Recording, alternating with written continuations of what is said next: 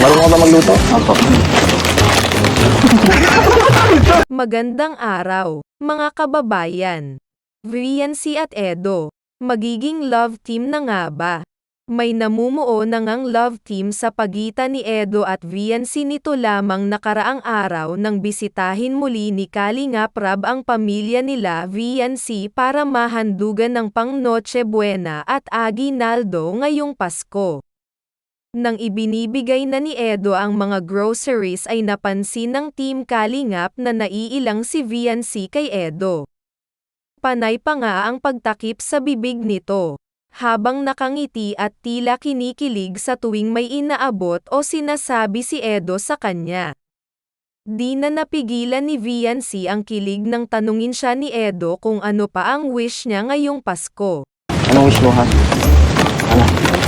Dumag ka tumingin. Alam mo, kaya kong ibigay. Oo. May nagbiro namang si Edo daw ang pangarap niya. Sabay tawanan at hiyawan ng mga K-boys dahil sa pagkakilig nila kay Edo at Viancy.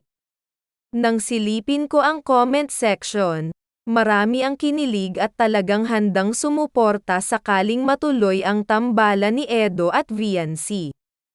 Tinawag pa nga nila itong EDC Love Team. Yun lamang sa ngayon, huwag kalimutang mag-subscribe kung nagustuhan nyo ang video na ito. Patuloy lang rin nating suportahan ang channel ni Kuya Rab upang marami pa silang matulungan na nangangailangan tulad ng pamilya ni Viancy.